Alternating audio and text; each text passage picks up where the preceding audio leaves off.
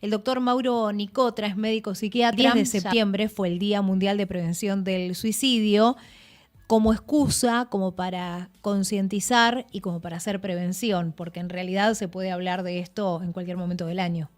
Tal cual. De hecho, se tiene que hablar en todo momento. Tiene que ser algo que tiene que incursionar en todos los niveles, a toda la población, en los centros educativos. O sea, hay que llegar a toda la población, sobre todo para generar conciencia. Sí, más si tenemos en cuenta que la causa es multifactorial. No hay una sola causa, ¿no?, que desencadene esto.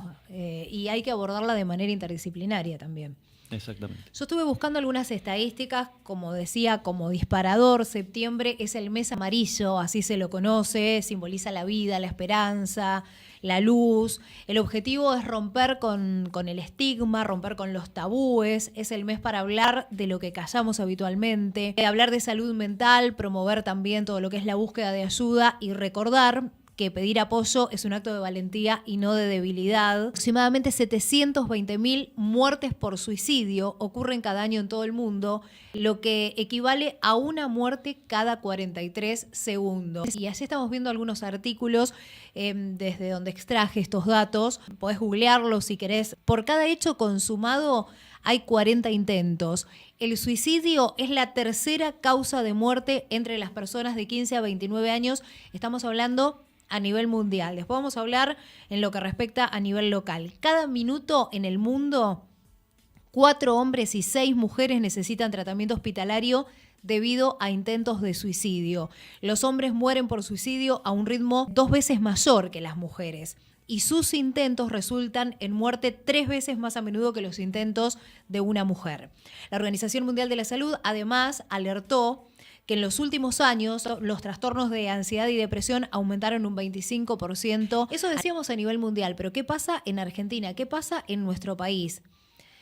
Hubo una suba, nosotros ya lo abordamos en otra oportunidad en el año 2023, post pandemia esto, y después de la pandemia se dieron muchos casos, se dio como un incremento bastante significativo, y tenemos ahora cifras del año pasado, de 2024, donde se registraron 4.249 muertes por suicidio en Argentina, la cifra más alta en su historia reciente, según las estadísticas. Este número incluso superó a las muertes por accidentes viales. En nuestro país, decíamos, primero están los suicidios y después las muertes por accidentes viales.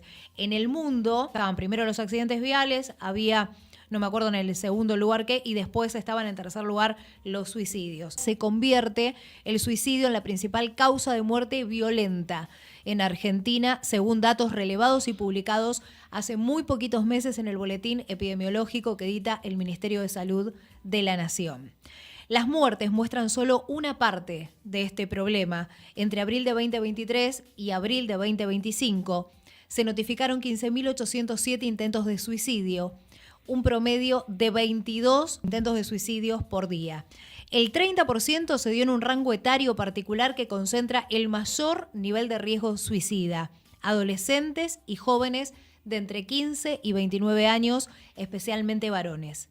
Y la Sociedad Argentina de Pediatría, que este no es un dato menor, señala también que representa alrededor del 33% de las muertes por causas externas en adolescentes de 15 a 19 años. Y por primera vez, que esto es terrible, el suicidio supera a tumores y accidentes como causas principal de muerte en Argentina en mujeres adolescentes de 10 años a 19 años, lo que representa un punto de inflexión epidemiológico en lo que respecta a salud pública. En términos internacionales, que esto lo podemos contrastar, Argentina marca una tasa relativamente baja de 6,6 muertes por cada 100.000 habitantes en 2024.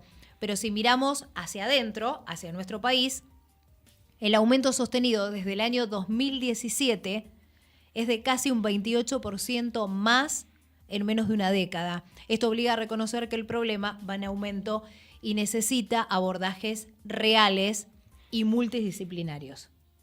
¿Coincide, doctor, con esto que decíamos? Bueno, son datos duros, ¿no? Pero un poco mostrando lo que es la realidad mundial y la realidad de de nuestro país. Sí, claramente es así, es un aumento en las tasas tanto de intentos como en hechos consumados.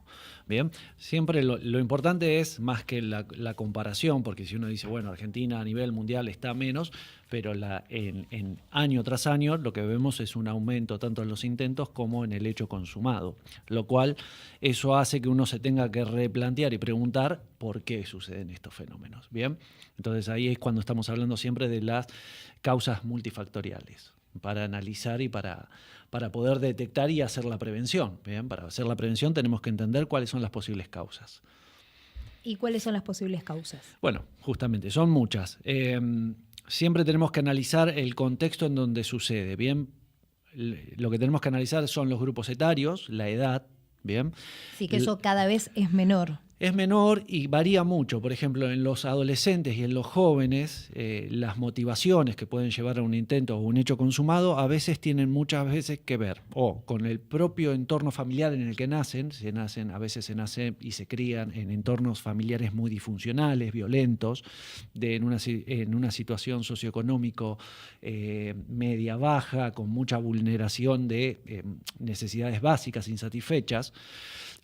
Todo ese combo va haciendo y predispone a mayores, intentos, bien, enfermedades de salud mental que conllevan después o llevan a intentos o hechos consumados de autolesión. Sí, y como dijimos en la oportunidad anterior cuando hablábamos de salud mental, con pocas oportunidades de acceso también quizás a lo que es un tratamiento de salud mental. Bueno, ahí por eso digo que es multifactorial, porque ahí lamentablemente tenemos que hablar un poquito también de las situaciones políticas y económicas de un país. Porque imagínate que una persona que nace en una familia disfuncional de clase media baja, con poco acceso a los medios de salud o no tiene los medios económicos para acceder en forma privada, tanto a los profesionales, si fuera necesario a medicamentos, ¿qué le queda? Tiene que recurrir al sector público, y en un sector público que está siendo recortado, donde no hay presupuesto, hay cada vez menos presupuesto, donde los profesionales están renunciando, donde hay falta de medicamentos, todo ese combo hace que tenemos una necesidad, bien, y un prestador para cubrir esa necesidad, que los dos no son compatibles, ¿bien? Entonces, eso es un combo explosivo. Explosivo, sí. Exactamente. Y también, bueno, más allá de que no hay que dejar de tener en cuenta la realidad socioeconómica, también es cierto de que esto, digamos, no distingue nivel socioeconómico. Pasan todos los estratos sociales. No, lo que cambia por ahí, lo que puede cambiar con la edad o los estratos socioeconómicos son las causales. Claro. Bien, las causas que llevan a cometer el acto. Bien, no es lo mismo un chico que un adolescente, que un adulto o que un adulto mayor. Por ejemplo, los chicos, uno de los factores principales es el bullying escolar, entre otros, pero es, por ejemplo, en el consultorio particular es lo que más vemos. O sea, chicos con trastornos del estado de ánimo, depresión, ansiedad, angustia, retraimiento social. Eso conlleva después evolutivamente a intentos de suicidio o inclusive hechos consumados, autoflagelaciones. La autoflagelación es un intento de lastimarse que muchas veces tiene la finalidad de descomprimir cuestiones emocionales, pero que en un hecho puede salir mal y más que una descompresión termina en un hecho claro, grave. Porque muchas veces se dice es un llamado de atención, ¿no? No es que quieren matarse, pero uno nunca sabe el riesgo que puede provocar haciendo ese acto. Uno nunca se puede confiar. Bien, más allá es un llamado de atención porque no termina siendo un hecho consumado. Pero uno nunca tiene, la persona que lo hace no obtiene un límite de decir, bueno, lo hago hasta acá. Entonces, sí, no llegó a más, pero eso es muy variable. Un día puede llegar a más. Y también es cierto que alguien que termina consumando el hecho, anteriormente lo ha intentado varias veces, ¿no? Normalmente sí. No siempre ocurre, pero normalmente siempre hay como con el diario del lunes, decimos, ¿no? Con el diario del lunes uno mira para atrás y dice, claro, había señales. Que por ahí uno que no está entrenado para ver esas señales, después mirando para atrás dice, che, mirá, sí, había señales que no las supimos ver. Sí, porque uno muchas veces se cree que aquella persona que está depresiva, que siempre tuvo esa tendencia a, no una persona de buen humor, nos sorprendemos, por ejemplo, El caso más representativo quizás es de Patch Adams, ¿no? Que nosotros decimos una persona que siempre con un carisma, con una alegría, irradiaba felicidad y terminó cometiendo un acto de estas características. Hay muchos Patch Adams, gente que la vemos todo el día con una sonrisa de oreja a oreja y sin embargo muchas veces ocurre que cometen el acto. Entonces digo, es un mito que la persona tiene que estar súper depresiva, sin ganas de hacer nada, como para convertirse en un potencial suicida. No, por supuesto. Tenemos ese claro ejemplo de que es así. No es lo más frecuente, ¿bien? Pero sí es verdad que hay mucha gente que uno lo ve y dice, bueno, esta persona está bien, está feliz, está funcional, y un día comete un acto que es irreversible, ¿no es cierto?, en forma inesperada. No es lo que más abunda. Eso es una realidad. Siempre, en general, hay detección temprana, se puede hacer de síntomas o signos que nos indican. A ver, por ejemplo. Normalmente uno lo que tiene que estar atento con las personas es cuando empiezan a tener cambios en su comportamiento.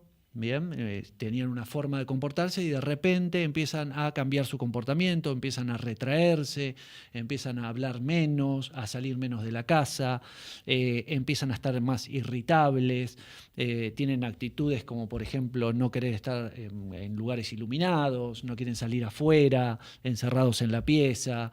Empiezan, si son chicos o adolescentes, empiezan a tener, los dibujos cambian, la utilización de los colores cambian, usan colores más oscuros, las temáticas dibujan cosas de sangre, de muerte.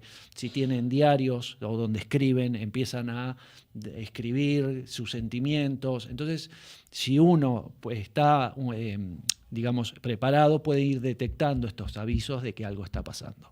¿Y de qué manera podemos ayudar, ¿no? Como papás, como adultos, a esos jóvenes, a esos niños, porque acá recién estábamos hablando de 10 años, y usted, doctor, claramente decía que cada vez es más frecuente con el tema del bullying que sufren los chicos, no solo en las escuelas, sino también en el tema del hostigamiento en las redes sociales, ¿no? Que eso me parece que el tema de las redes, no solo el bullying de las redes, el hostigamiento que se da muchas veces utilizando mal la red social o esta forma de comunicación, sino también con los mensajes que se dan a través de las redes, esto de un estándar, por ejemplo, en el caso de las chicas, de las nenas, un estándar de belleza determinado, que hay, no sé, que quieren ser como fulanita porque si no, no son exitosas y son un fracaso, porque muchas veces es el mensaje que se da.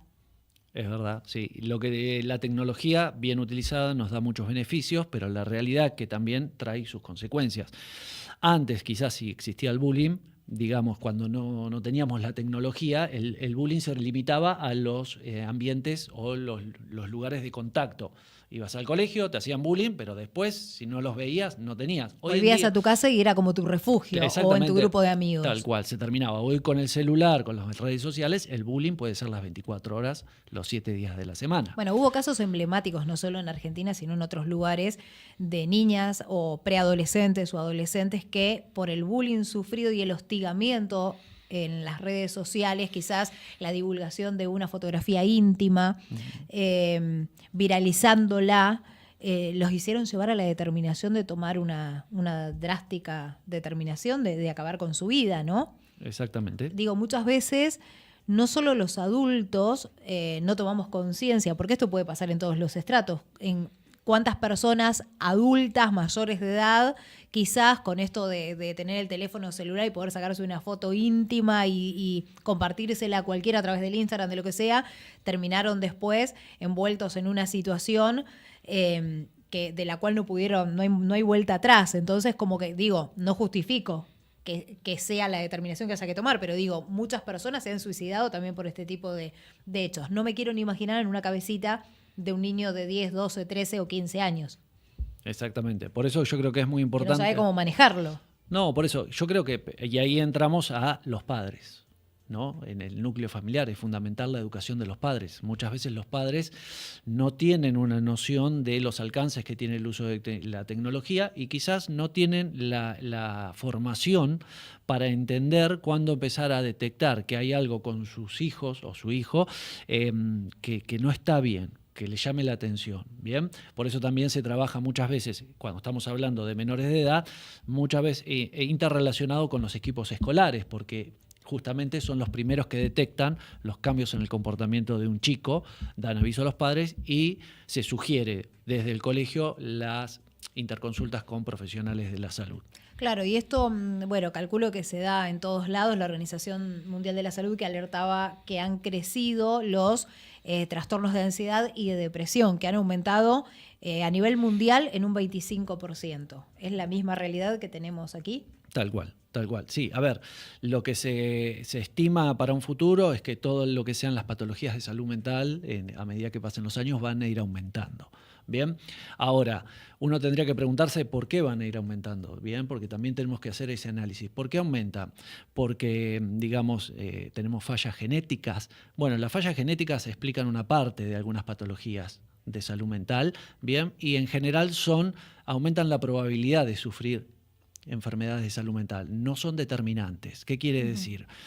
Que un familiar tenga una patología de salud mental no es determinante que la descendencia vaya a tener una patología. Sí aumenta la probabilidad, y esto es importante aclararlo, porque si no empezamos a desviar, digamos, la búsqueda de las causas del aumento de las patologías mentales. Y en esto yo soy un poco crítico con la tendencia que hay a buscar en los genes. Bien, y yo creo que lo que tenemos que buscar es en los factores medioambientales. Claro, eso te iba a decir, el contexto tiene mucho que ver, ¿no? Porque para quizás el gen te puede llegar a predisponer, pero no significa que se active. Exactamente. Eso, a menos que estés expuesto a las condiciones adecuadas para que eso se dé. Exactamente. Hay patologías que tienen mayor incidencia en la carga genética, y eso es real, pero el factor medioambiental es fundamental. Entonces, ¿qué quiero decir? Porque no todos los que vienen a una consulta de salud mental tienen antecedentes familiares de patologías mentales. Entonces, ¿cómo explicamos que cada vez más personas consulten por salud mental o estén bajo tratamiento por alguna situación de salud mental?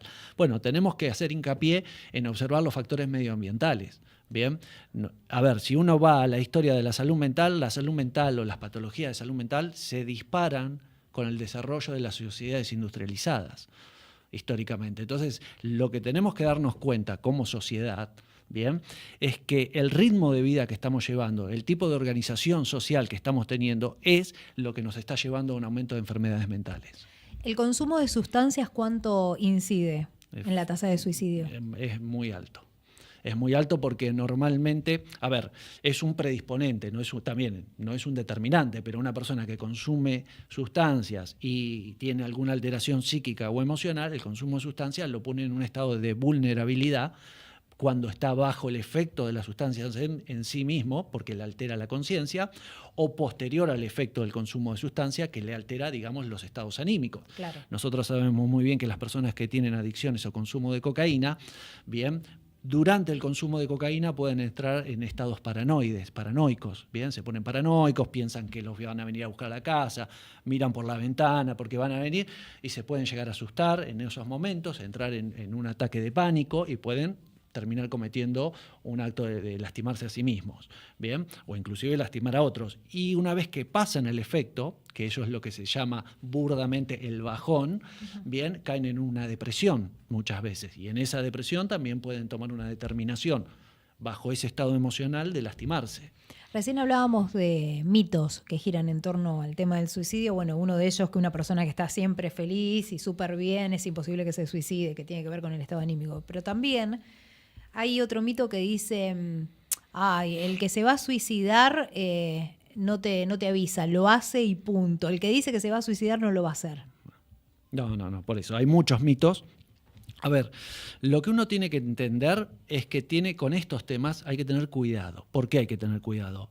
Porque uno a veces opina, ¿bien? Todos tenemos derecho a opinar, pero a veces uno opina sin profundizar o sin analizar demasiado lo que está diciendo o sin informarse demasiado de lo que está diciendo. Y a veces uno puede opinar delante de una persona que no está psíquicamente o emocionalmente bien y que inclusive está considerando lastimarse. ¿Bien? Entonces es como decir, todos los que se suicidan son miedosos, por decir eso, o no decir otra palabra. ¿Bien? Y eso es una ignorancia total, decir que las personas que se suicidan son miedosos, ¿bien? O no son valientes. No, eso es una equivocación total, es no entender ¿Qué es el mecanismo de suicidio? ¿Por qué aparece el mecanismo de suicidio? Bien, la persona que recurre al suicidio es una persona que llega a un punto tal que no encuentra otro medio para terminar o cortar, darle un fin al sufrimiento. La persona que se suicida lo único que quiere dejar de sufrir y no sabe cómo. Bien. Sí, o también escuchamos decir qué egoísta, ¿no? Porque Bueno, él eso, ya no está y después quedamos el resto claro, con el dolor. O pero sea, esas las opiniones que a veces no se hacen con mala intención, pero se hace desde la ignorancia. Entonces, imagínate si yo soy una persona que está depresiva, que estoy considerando suicidarme, y de repente dicen, no, porque qué egoísta el que se suicida, ¿no ves que no piensan más que él? Encima que yo estoy mal, ahora me voy a sentir peor. es digamos, una gotita más Es como que suma el vaso. me tirás un adoquín, encima que estoy abajo, me tirás un adoquín, porque encima de todo lo malo que me siento y pienso de mí, encima ahora también soy egoísta. Es como la gota que rebalsa el vaso. ¿Y cómo se puede abordar esta cuestión con los chicos? Bien, siempre desde la palabra, siempre desde la escucha y hablar. Bien, hay que fomentar, sobre todo con los padres en lo posible, bien, el diálogo con los chicos, que haya un diálogo fluido. Aunque parezca mentira, en los núcleos familiares una de las cosas que yo más observo que falla es la comunicación. Se habla, pero no se comunica. La gente habla mucho, pero no se comunica. Bien, y sí, comunicar es otra cosa, obviamente, que haya un feedback, un ida claro, y vuelta, tal cual, que haya empatía, ponerse en el lugar del otro. Tal cual, es una escucha activa, escuchar al otro, pensar, respetar la opinión del otro. Bien, más no es, bueno, lo que vos estás diciendo no es importante, no es serio lo que vos estás diciendo, o vos hacés lo que yo te digo porque soy tu padre, soy tu madre. A ver, hay que cambiar la manera de comunicarse dentro de la familia, ¿bien? Y muchas veces, a mí me pasa en el consultorio, los chicos no quieren o no hablan o no se expresan lo que les está pasando con sus padres justamente porque ellos sienten que sus padres no los entienden. ¿Y cómo hacer como papás para darles esa tranquilidad o certeza de que, bueno, los vamos a escuchar, que los vamos a entender? Porque muchas veces como papás queremos hablar y quizás se interpreta como que estás en un rol de querer juzgarlos y no escucharlos. Bien, bueno, justamente se trata de cómo vos encares la conversación. Y además tenés que entender que generar un diálogo abierto, bien, es una construcción, no se hace de un día para otro, porque tiene que haber confianza. En este caso el chico, el hijo, tiene que tener confianza de que va a poder hablar, va a poder expresarse o decir algo muy íntimo y no va a ser juzgado ni va a recibir un castigo por aquello que diga. Entonces tiene que tener esa confianza y esa confianza se construye. Claro. Bien, ¿y cómo se construye? Justamente fomentando el diálogo, un diálogo con respeto y de igual a igual, no de yo soy tu papá, vos sos mi hijo y yo estoy arriba tuyo y vos me tenés que escuchar a mí porque yo tengo razón y vos no, bien, sino como si fuera una persona adulta, sentarlo, decirle, bueno, contame qué te pasa, cómo ves esta situación, qué pensás vos, darle lugar a que expresen sus opiniones y no retarlo, a lo sumo darle una devolución, decirle, mirá, no, quizás yo lo veo de esta manera, fíjate si no te parece, o sea, entrar en un diálogo desde el respeto, no desde la autoridad de yo tengo razón y vos no. ¿Y cómo manejar las situaciones, por ejemplo, donde hay bullying, donde el menor sufre bullying? Bueno, hay que ver el ambiente donde se produzca, ¿no? Pero digo como papá, porque vos como papá estás en tu casa, no estás en la escuela y no podés estar todo el momento en que ellos permanecen en el establecimiento educativo y presente para cuidarlo. Es una situación difícil porque, por ejemplo, la mayoría de las situaciones de bullying se dan en el colegio. Entonces vos ya estás limitado como padre a actuar porque de medio hay una institución, en el medio de una institución con sus representantes que son ellos los que tienen que actuar. Bien, pero ellos a veces también están limitados, la gente de las escuelas, por cuestiones institucionales que no tienen mucho para hacer. ¿Qué hacen con un chico? ¿Cómo intervienen? Llaman a los padres, lo cambian de curso. Entonces uno está un poco limitado. Lo que yo le aconsejaría a los padres es que siempre le den y le enseñen a sus hijos a tener herramientas bien, psíquicas y emocionales para afrontar las adversidades. A eso apuntaba. ¿Cómo gestionar las emociones ante este tipo de situaciones? ¿De qué manera podemos ayudar a nuestros hijos o a ese adolescente o a quien sea, a una persona para que maneje ese tipo de situación cuando es víctima de hostigamiento? Ya sea, como lo dijimos, a través de redes, en la escuela o que esté viviendo una situación bueno, así. Hay que estar presente, eso que el hijo sienta que el padre está o la madre está presente.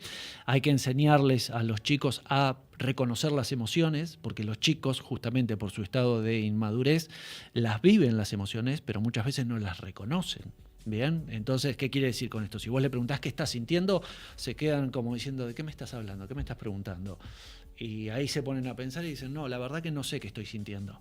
Entonces, el primer paso es enseñarle a reconocer sus emociones y a calmar sus emociones, ¿bien? Porque justamente en los estados emocionales, cuando son muy intensos, es cuando uno comete actos que después se termina arrepintiendo, ¿bien? Sí, más todo un desafío, digo, ¿no? En épocas en las que los jóvenes tienen muy baja tolerancia a la frustración, ¿no? Donde todo es como que se les viene el mundo encima.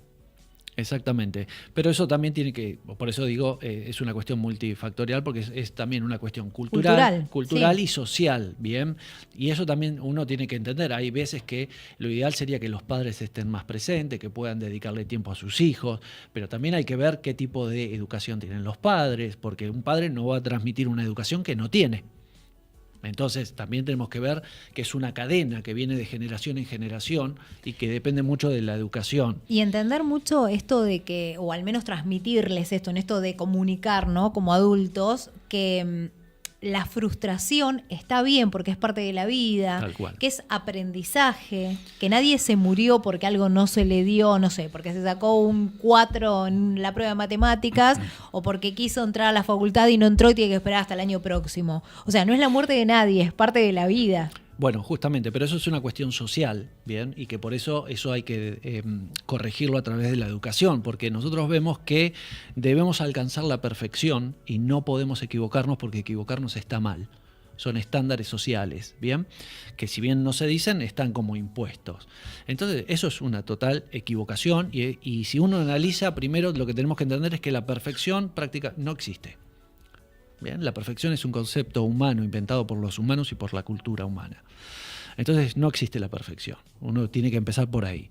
Y después, eso se puede dialogar y entramos más en un terreno filosófico, bien, pero que es necesario porque la psiquiatría y la salud mental se nutre de la filosofía y es fundamental. Pero es más largo. Pero eso es por un lado. Y por el otro lado tenemos que entender que la equivocación es necesaria. De hecho, cuando uno ve la historia del ser humano, la evolución del ser humano ha aprendido de la equivocación. Gracias a equivocarse ha aprendido del error y ha evolucionado. Entonces, equivocarse no es para autocastigarse. Bien, no está mal equivocarse. Equivocarse es parte del proceso de aprendizaje. El problema es que nosotros vemos mal o le ponemos un rótulo de vos no te podés equivocar o está mal equivocarse. Y es todo lo contrario. Sí, y también esto muchas veces los jóvenes, sobre todo los adultos también lo hacemos, pero digo los jóvenes principalmente que tienen una figura, no sé, algún cantante favorito, un jugador de fútbol, un Messi, que lo ven exitoso, que tiene mucha plata, familia, que le va muy bien. Nunca sabemos, yo siempre digo, detrás de las cuatro paredes qué es lo que pasa. Y también entender que Messi, por ejemplo, por decir algo, o esa figura, ese cantante de rock o lo que fuere, antes de llegar a ser lo que es arriba del escenario o en una cancha, tuvo que atravesar todo un proceso en el que también no fue lineal el crecimiento. Hubo muchos fracasos entendidos como enseñanzas, ¿no? Que le permitieron ser quien hoy es. Porque Messi no sería Messi sin sus fracasos o sin lo que le salió mal.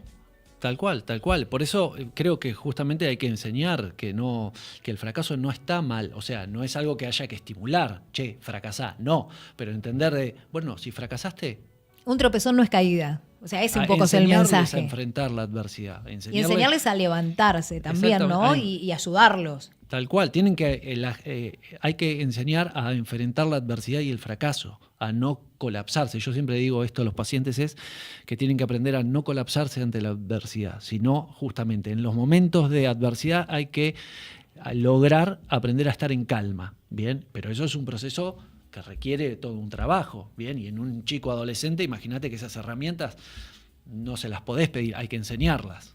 Y como medios de comunicación, ¿de qué manera podemos ayudar?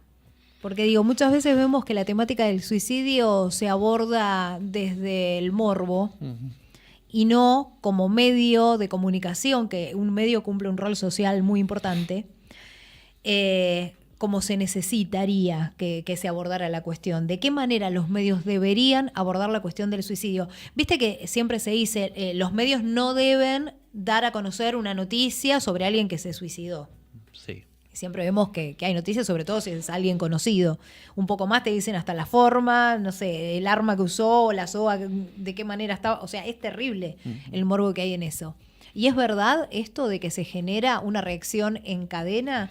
Porque dicen que los psiquiatras mencionan esto, que cuando uno comunica, da a conocer un suicidio, no de la manera que lo estamos abordando ahora, que es abordando la problemática, sino cuando se da a publicidad un acto de estas características, después se da cierta reacción en cadena, ¿es cierto? A ver, sí, lo que uno podría hacer al dar detalles o explicar muy en detalle las situaciones, por eso no se publican en los medios de comunicación, cuando alguien se suicida, no salen en los medios de comunicación eso. No salía, hoy tenemos las redes. Sí, y todo pero el mundo no en son redes lo va a oficiales, conocer. no son datos oficiales, Claro. ¿bien? Entonces, ¿por qué? Porque una persona que está considerando cometer un acto de autoagresión, el de repente empezar a ver que hay mucha gente que lo hace, le puede dar como ese empujón de animarse a decir, bueno, si tanta gente lo está haciendo, yo lo hago. Bien, entonces es como estimular la consumación del hecho.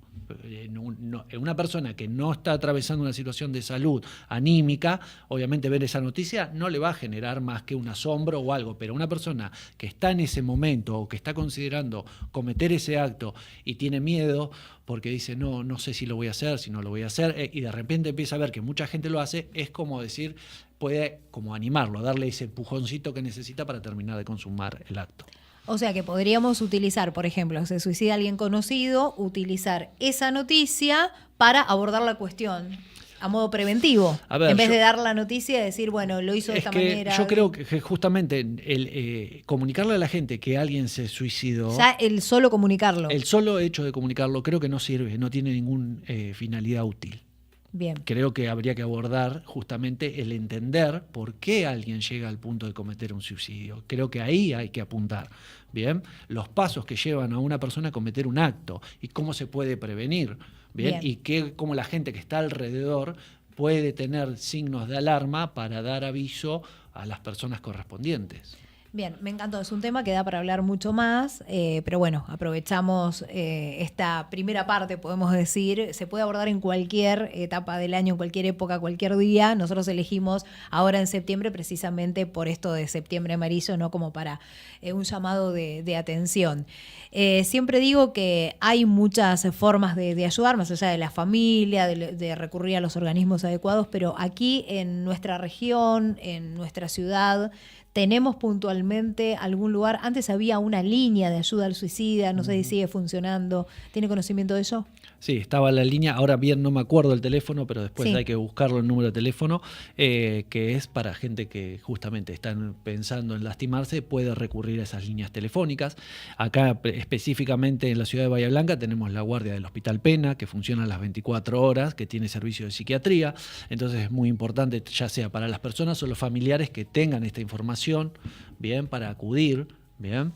Y siempre se puede llamar a los servicios de emergencia como que ya sea la ambulancia, bien, del 107 o 911, como para poder de alguna manera descomprimir una situación que podría poner en riesgo a una persona. Bueno, doctor, buenísimo, muy claro. Le agradecemos siempre por su amabilidad de presentarse aquí en el estudio cada vez que necesitamos hablar de cuestiones de salud mental. Y bueno, tiene ahí la cámara si quiere dar un consejo como para cerrar el tema a aquella persona que quizás no la esté pasando bien y se le haya cruzado cometer este acto por la cabeza. ¿Qué le diría como profesional? A ver, siempre que traten de buscar, primero, de alguna manera lograr calmarse, bien, que no tomen nunca una decisión bajo un estado emocional, en lo posible siempre que traten de calmarse y que traten de poder hablar con alguien, bien, que puedan recurrir a alguien, que busquen a alguien de confianza como para poder comunicar lo que les está pasando, porque también justamente el sentir que te está pasando algo y que no tenés con quién hablarlo o sentir que nadie te va a entender, eso vuelve la situación mucho peor. Entonces que traten de buscar a alguien de su confianza, bien, para poder ponerlo en palabras. Bueno, gracias, doctor. Doctor Mauro Nicotra, médico especialista en psiquiatría. Y nosotros vamos a estar en el próximo tema hablando de algo completamente diferente. Ya estamos tratando de establecer comunicación mediante videollamada con 2 policías de Necochea que fueron condenados a perpetua, acusados de tortura seguida de muerte por un hecho que no cometieron. No había pruebas, estuvieron 2 años presos y hace algunos días atrás quedaron en libertad.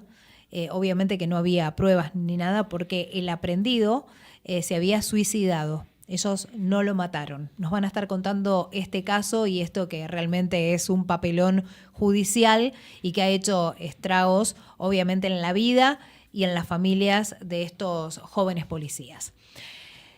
Garage Team, mecánica y gomería de Mati Luna, service, tapas de cilindros, distribución, frenos, tren delantero y trasero, Humberto 673 de Punta Alta. Hoy me vine con el auto a punto porque Mati Luna es un genio, te dejo y te lo recomiendo. Obviamente te dejo el contacto, así lo ves en pantalla, 2932 53 28 25. Y ya empezamos con los problemas de falta de agua, no solo en Punta Alta, sino también en Bahía Blanca y en la región, ¿no? CG Perforaciones, te dejo otro contacto para que lo tengas a mano, el de Cristian Gómez, 2932 15 520 007, explotación acuífera, sistema de riego, puesta a tierra.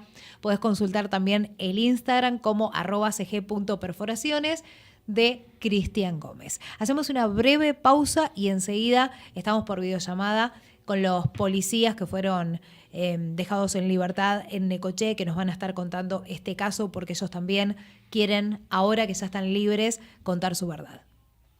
¿Querés conocer tu consumo de electricidad? Es muy fácil y en EDES te contamos cómo hacerlo en 3 simples pasos. Busca el nivel de segmentación en tu factura o en la oficina virtual. Ingresa a simulador.infoedes.com. Carga los artefactos de tu hogar y el tiempo que los usás. ¡Listo! Ya podés conocer la estimación de tu consumo, la factura proyectada y qué artefactos están consumiendo más energía. EDES. Somos energía que transforma.